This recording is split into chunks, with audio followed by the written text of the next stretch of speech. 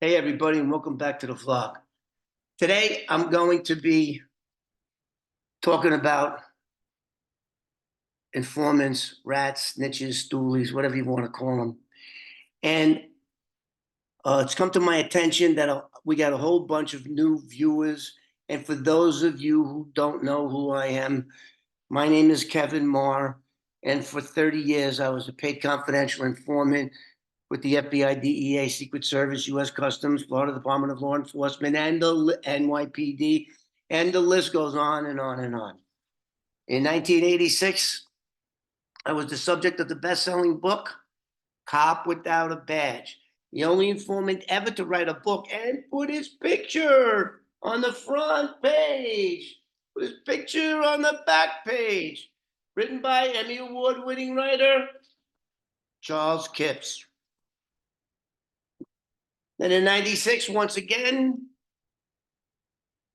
the book was reprinted by Simon & Schuster when it was learned that my ex-wife, who was the star of the hit television series The Real Housewives of New Jersey, her mugshot was in there. Her FBI mugshot was in there for cocaine, 8 explosive device, kidnapping, and the list goes on and on. So, but I wanted to give you guys coming to the channel. I know a lot of guys don't go backwards and look at the old videos, which you should, because some of them are very good, and they're going unviewed because I guess they're old. So now that we got my credentials out of the way, who would know better than me about rats? Cooperating witnesses, call them CWs, CIs, confidential informants, than me. And although I was a paid confidential informant, the people I arrested all flipped except 3. 3 out of 300. And 2 of the 3 only had immediate family members to give up. So I don't even know if you can really count that. You can't even count them. But 1, and it was a DEA case, guy told them to go fuck themselves. What goes around comes around. And after being worked 6 hours, he wasn't talking, and he was going to do his time. And he did. He did. Only 1. And it really disturbs me that this guy, Joey Merlino, is talking shit about all these cooperating witnesses when everybody that did it. He was the only ones that didn't do it. The only ones that I know, with the exception of the DEA case I just spoke about, was a guy by the name of Joey Merlino. He stood up, and I'll salute you for that, bro. Takes a lot of balls, okay? And the other guy that didn't snitch, the other guy that went to jail, not for 14 years like Joey Merlino, went to jail for 50 years, and his name was Sonny Franzese, the father of Michael Franzese. And for that mutt to call Sonny Franzese, who's now passed away, he lived to be 103, more than half of his life in prison because he didn't snitch. This guy, Merlino, has the balls to classify him as a rat because of what his 2 sons did. Outrageous. Imagine if those 2 were in prison at the same time and Merlino spread that wide. That's the way we used to call it in prison when I was there in the 70s. I did 4 years in several New York State prisons. But if that why is like when you say, what's the why on him? What's his story, right? Imagine if Merlino spread that untrue rumor, accusation about he would have got Franzese killed. He would have got him killed. Very, very dangerous what he did. It's very dangerous, and it really irks me that this man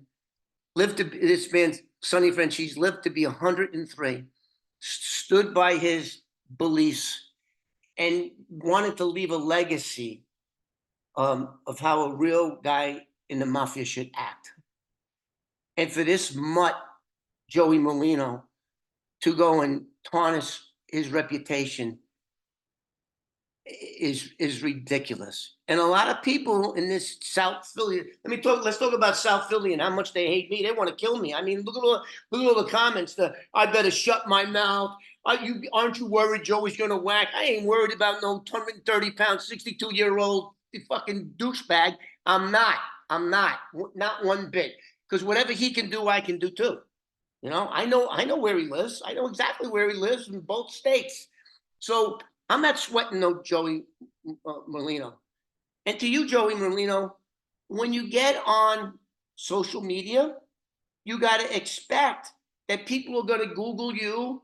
And there might be a guy like me that knows a thing or two about confidential informants.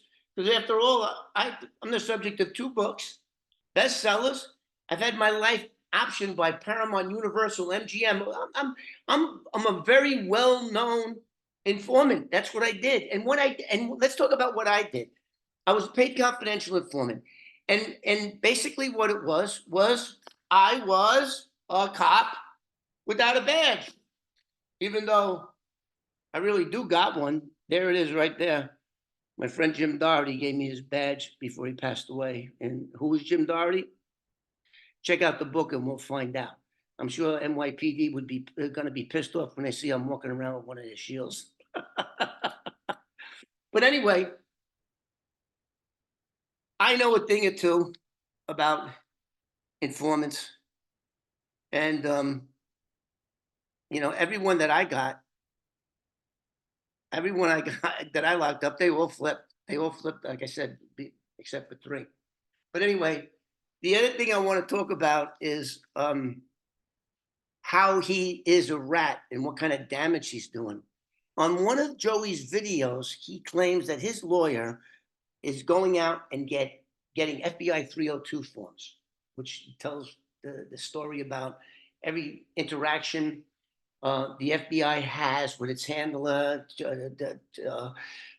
testimony, all this. So he wants to go. He's getting his lawyer to get these transcripts because he calls all informants lying informants. They're all lying. And the fact is that although I'm sure that does occur, it doesn't work that way.